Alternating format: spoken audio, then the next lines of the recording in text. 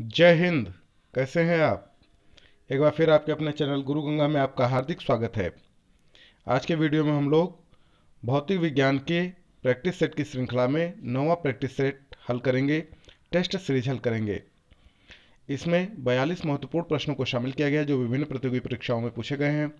तो ये important video होगा, आप इसे अंत तक जरूर देखेंगे। तो चलिए बिना किसी देरी के शुरू करते हैं आज की इंपॉर्टेंट कक्षा।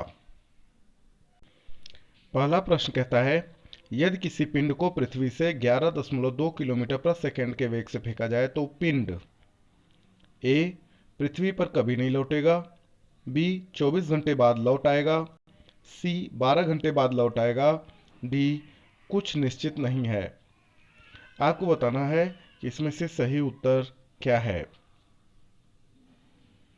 तो यदि किसी पिंड को पृथ्वी से 11.2 किलोमीटर प्रति सेकंड की स्पीड से फेंका जाता है, वेग से फेंका जाता है, तो पिंड पृथ्वी पर कभी नहीं लौटेगा, क्योंकि यह क्या है? पलायन वेग है ना? पलायन वेग का मान है 11.2 किलोमीटर प्रति सेकंड। तो इस वेग से यदि कोई पिंड फेंका जाता है तो वह पृथ्वी पर कभी वापस नहीं आता। ठीक है।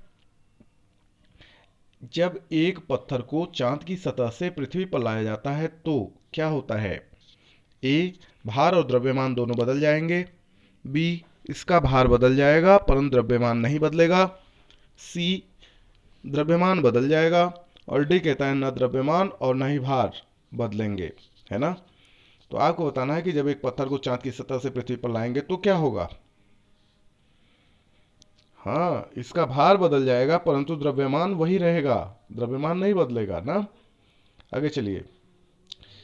ऐसा गुरुत्वाकर्षण की वजह से होगा, है ना? किसी लिफ्ट में बैठे हुए व्यक्ति को अपना भार कब अधिक मालूम होता है? ए समान वेग से नीचे, जब लिफ्ट समान वेग से नीचे आ रही हो, बी जब लिफ्ट त्वरित गति से ऊपर जा रही हो, सी जब लिफ्ट त्वरित गति से नीचे आ रही हो, या डी जब लिफ्ट समान वेग से ऊपर जा रही हो।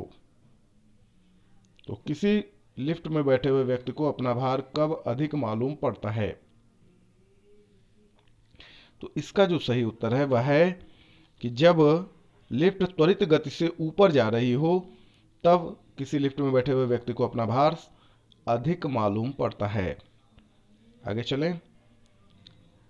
अगला प्रश्न कहता है, पृथ्वी के परितः घूमने वाले कृत्रिम उपग्रह से बाहर गिराई गई गेंद ए चंद्रमा पर चली जाएगी, बी पृथ्वी पर चली जाएगी, सी पृथ्वी पर गिरेगी, डी पृथ्वी के परितः उपग्रह के समान आवर्तकाल के साथ उसी की कक्ष में घूमती रहेगी।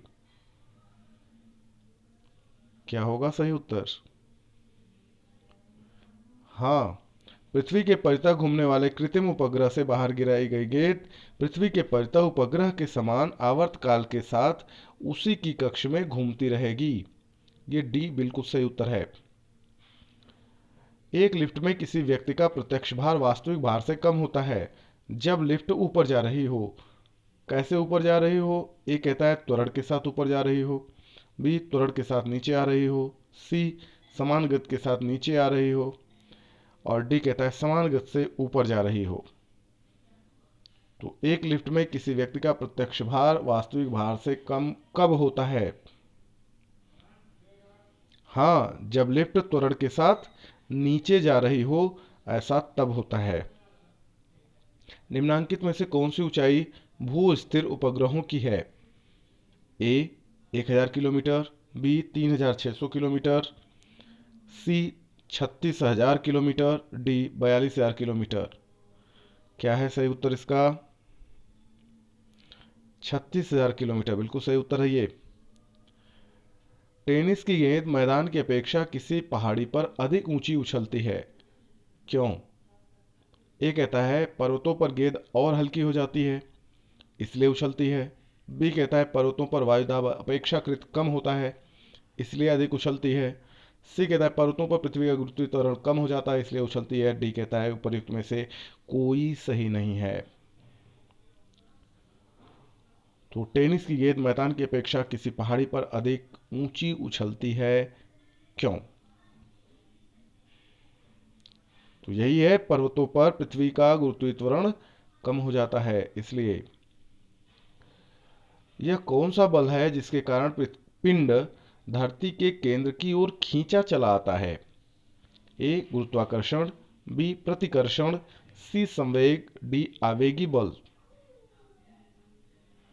तो इसका सही उत्तर है गुरुत्वाकर्षण बल। इसी के कारण पिंड धरती के केंद्र की ओर खींचा चला आता है। पृथ्वी के गुरुत्वाकर्षण का कितना भाग चंद्रमा के गुरुत्वाकर्षण के सबसे नजदीक है? ए 1/2 भाग, बी 1/4 भाग, सी 1/6 भाग और डी 1/9 भाग। तो इसका जो सही उत्तर है वह है 1/6 भाग। पृथ्वी के गुरुत्वाकर्षण का 1/6 भाग चंद्रमा के गुरुत्वाकर्षण के सबसे नजदीक है। लोलक की कालावधि, टाइम पीरियड है ना, या आवर्तकाल जिसको आप कह सकते हैं, तापक्रम के ऊपर निर्भर करता है। बी कहता है समय के ऊपर निर्भर करता है, सी कहता है द्रव्यमान के ऊपर निर्भर करता है और डी कहता है दाब के ऊपर निर्भर करता है। आपको बताना है कि लोलक की कालावधि किस पे निर्भर करता है। जी हाँ, इसका सही उत्तर है समय के ऊपर निर्भर करता है। बी बिल्कुल सही उत्तर है इसका। लोलक घड़ियां गर्मियों में क्यों सुस्त हो जाती हैं? लोलक घड़ियां गर्मियों में क्यों सुस्त हो जाती हैं? ए कुंडली में घर्षण के कारण, बी गर्मियों में दिन लंबे होने के कारण, सी लोलक की लंबाई बढ़ जाती है जिससे इकाई दोलन में लगा हुआ समय बढ़ जाता है, डी कहता है गर्मी में लोलक का भार बढ़ जाता है इसलिए सुस्त हो जाते हैं।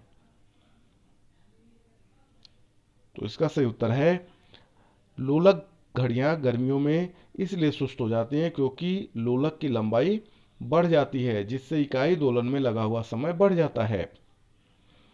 किसी सरल लोलक की लंबाई 4% बढ़ा दी जाए तो उसके आवर्तकाल पर क्या प्रभाव पड़ेगा? ए कहता है 1% आवर्तकाल बढ़ जाएगा, बी कहता है 2% बढ़ जाएगा, सी कहता है 4% बढ़ जाएगा और डी कहता है इनमें से कोई नहीं।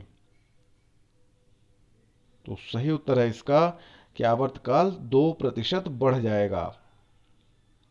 यदि लोलक की लंबाई 4 गुनी कर दी जाए तो लोलक के झूलने के समय पर क्या प्रभाव पड़ता है? ए घटता है, बी दुगुना हो जाता है, सी 3 गुना हो जाता है, डी 4 गुना हो जाता है। आपको बताना है यदि लोलक की लंबाई 4 गुनी कर दी जाए तो लोलक के झूलने के समय पर क्या प्रभाव पड़ता है? हाँ, वह समय दुगुना हो जाता है।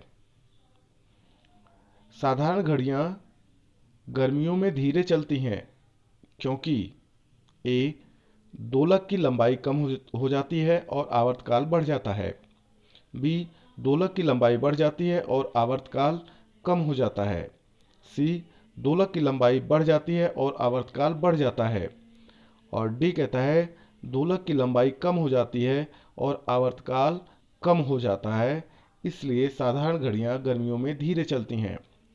चारों में से सही उत्तर क्या है? साधारण घड़ियां गर्मियों में धीरे चलती हैं क्योंकि दोलक की लंबाई बढ़ जाती है और आवर्तकाल कम हो जाता है। एक लोलक घड़ी की लंबाई चौगुनी की जाती है तब उसकी समयावधि यानी आवर्तकाल कितनी होगी? ए चौथाई, बी समान, सी दोगुनी, डी चौगुनी। तो सही उत्तर है उसकी जो समयावधि है जिसको आप आवर्तकाल कहते हैं वो दोगुनी होगी। आगे देखिए, हुक का सिद्धांत निम्नलिखित में से किससे संबंधित है? ए रेडियोधर्मिता से, बी प्रत्यास्थता से, सी द्रव तथा दाब से, डी इनमें से कोई नहीं। हुक का सिद्धांत प्रत्यास्थता से संबंधित है। किससे? प्रत्यास्थता से संबंधित है।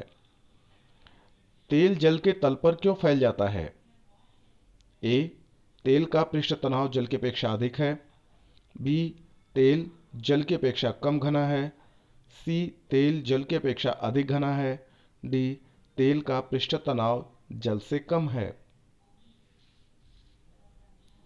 तो तेल जल के तल पर इसलिए फैल जाता है क्योंकि तेल का जो पृष्ठ तनाव होता है वो जल से कम होता है।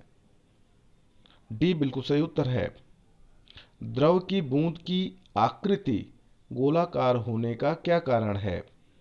ए अल्पभार, बी वायुमंडलीय दाब, सी पृष्ठ तनाव, डी श्यानता।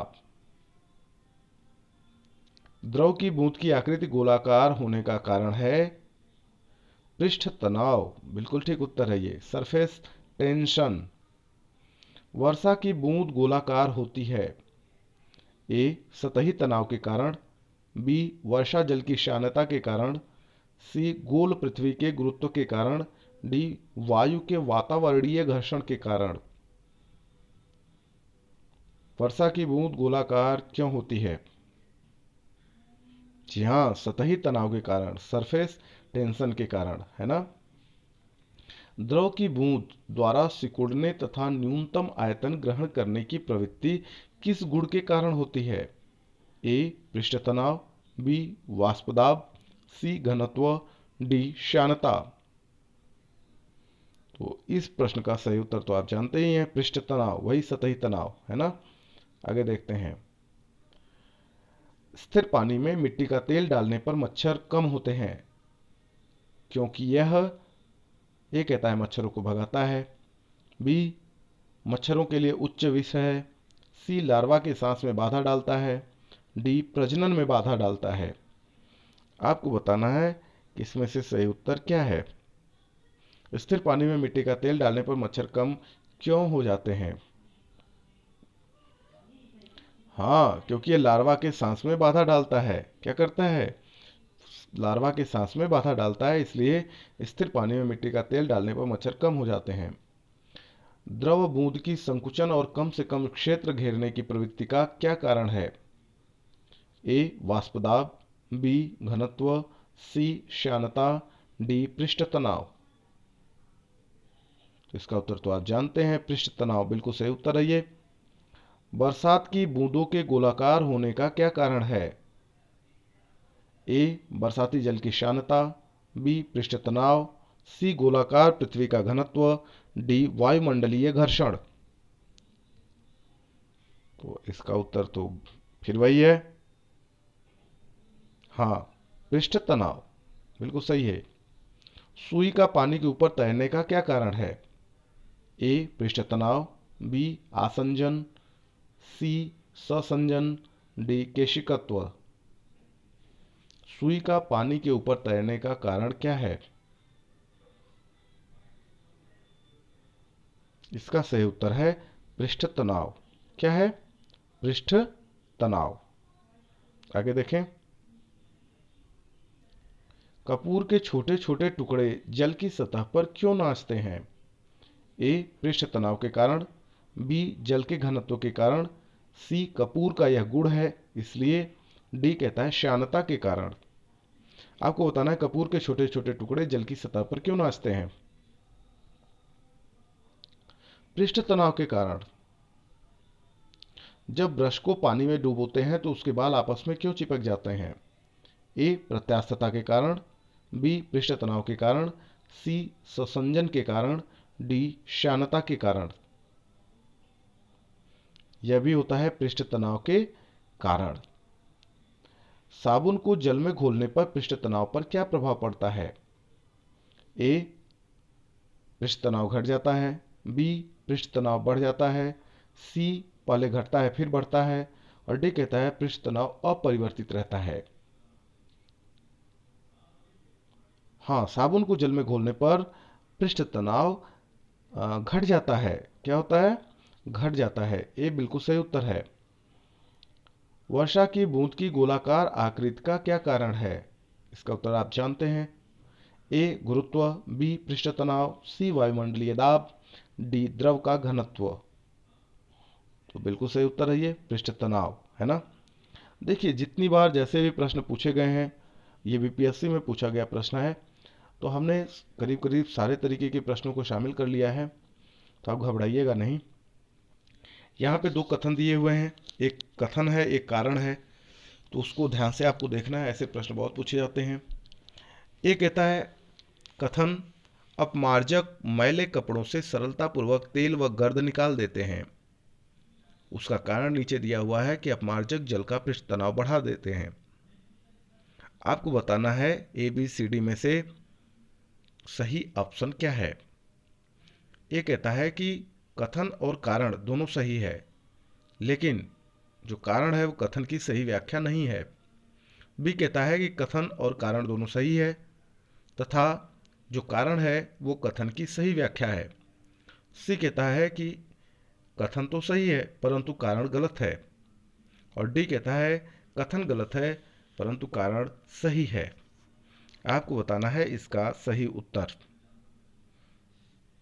बताइए। हाँ, अपमार्जक मैले कपड़ों से सरलतापूर्वक तेल व गर्द निकाल देते हैं, यह बात बिल्कुल सही है। लेकिन अपमार्जक जल का पृष्ठ तनाव बढ़ा देते हैं, यह कारण सही नहीं है। इसीलिए सी ऑप्शन बिल्कुल ठीक है। आगे देखें। वर्षा की बूंदें गोलाकार क्यों होती हैं? ए, हवा में प्रतिरोध होता है इसलिए। बी, वे बहुत ऊंचाई से गिरती हैं इसलिए। सी, जल में पृष्ठ तनाव होता है इसलिए। और डी कहता है उपयुक्त में से कोई नहीं। तो बात वही है, जल में पृष्ठ तनाव होता है इसीलिए वर्षा की बूंदें गोलाकार होती हैं। यदि केशनली का व्यास दोगुना कर दिया जाए तो इसमें चढ़ने वाले जल सतह की ऊंचाई पर क्या प्रभाव पड़ता है?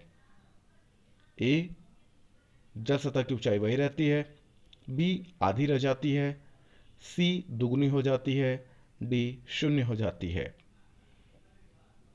आप बताएं इसका सही उत्तर। यदि केशनली का व्यास दुगना कर दिया जाए तो इसमें चढ़ने वाले जल सतह की जो ऊंचाई होती है वो आधी रह जाती है। क्या हो जाती है? आधी रह जाती है।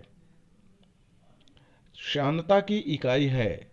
ए कहता है पॉइज, बी कहता है पॉइजुली, सी कहता है पास्कल और डी कहता है इनमें से कोई नहीं। इसका सही उत्तर है पॉइज। दो भिन्न भिन्न व्यास की केश नलियों को किसी द्रव में ऊर्ध्वाधर डुबोने पर चढ़े द्रव की ऊंचाई ए कहता है दोनों केश नलियों में बराबर होगी। बी कहता है जल के द्रव्यमान पर निर्भर करता है। सी कहता है कम व्यास वाली केश नली में अधिक होगी। डी कहता है अधिक व्यास वाली केश नली में अधिक होगी। क्या है सही उत्तर इसका?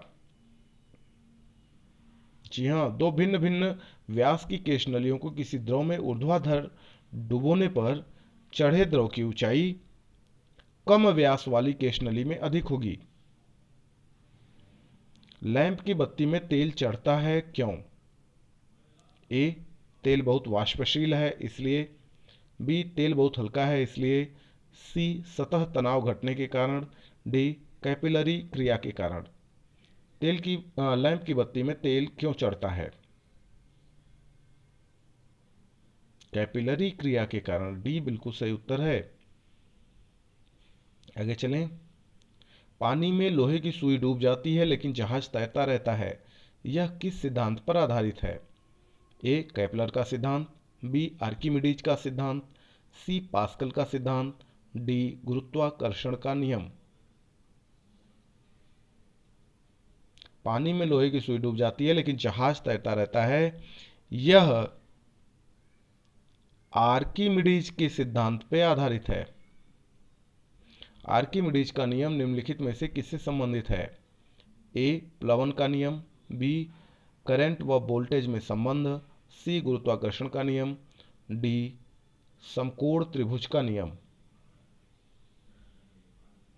तो आर्किमिडीज का जो नियम है वो प्लवन के नियम से संबंधित है। आगे देखें।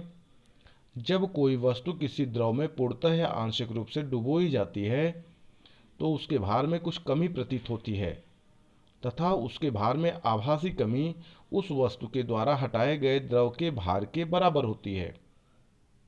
यह एक सिद्धांत है। आपको बताना है कौन सा सिद्धांत है। ए कहता है पास्कल का सिद्धांत। बी कहता है आर्किमिडीज का सिद्धांत। सी कहता है बर्नौली का सिद्धांत। डी कहता है हुक का सिद्धांत। तो यह है आर्किमिडीज का सिद्धांत। बी बिल्कुल सही उत्तर है। उत्प्लावकता से संबंधित वैज्ञानिक कौन है? A, Archimedes. B, Newton. C, Einstein और डी इनमें से सभी। तो उत्प्लावकता से संबंधित वैज्ञानिक हैं आर्किमिडीज। द्रव में आंशिक या पूर्णतः डूबे हुए किसी ठोस द्वारा प्राप्त उछाल की मात्रा किस पर निर्भर करती है? ए, ठोस द्वारा हटाए गए द्रव की मात्रा पर, बी, ठोस के भार पर, सी, ठोस के द्रव्यमान पर, डी, इनमें से कोई नहीं। तो द्रव में आंशिक या पूर्णतः डूबे हुए किसी ठोस द्वारा प्राप्त उछाल की मात्रा ठोस द्वारा हटाए गए द्रव की मात्रा पर निर्भर करती है। ए बिल्कुल सही उत्तर है। जल पृष्ठ पर लोहे के टुकड़े के न तैरने का कारण क्या है? ए, लोहे द्वारा विस्थापित जल का भार लोहे के भार से कम होता है। बी, लोहे द्वारा विस्थापित जल का भार लोहे के भार से बराबर होता है। सी, लोहे द्वारा विस्थापित जल का भार लोहे के भार से अधिक होता है।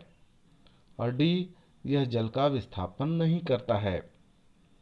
आपको बताना है इन चारों में से इस प्रश्न का सही उत्तर।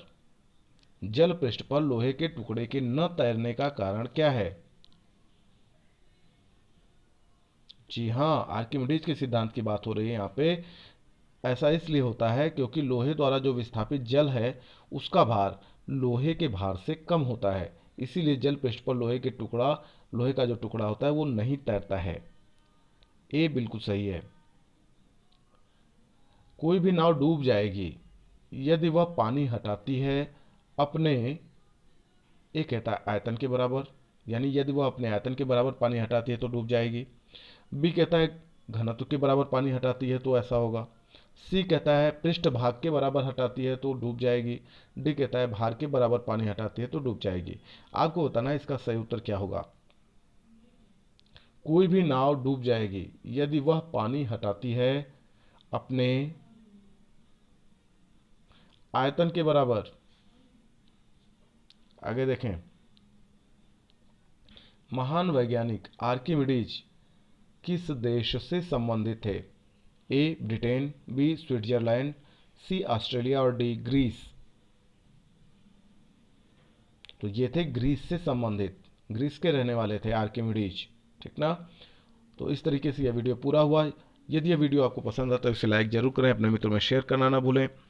और भौतिक विज्ञान का जो महत्वपूर्ण प्रश्नों का ये सेट चल रहा है, इसकी अगली श्रृंखला अभी जारी है, तो आप अगला वीडियो भी देखना ना भूलें। यदि आप चैनल पर नए हैं तो चैनल को सब्सक्राइब करके बेल आइकन को जरूर प्रेस कर लीजिए ताकि प्रत्येक इंपॉर्टेंट वीडियो की नोटिफिकेशन आपको भी समय से मिलती रहे। और फिर मिलते हैं अगले इंपॉर्टेंट वीडियो में, तब तक के लिए आप सभी लोगों को जय हिंद।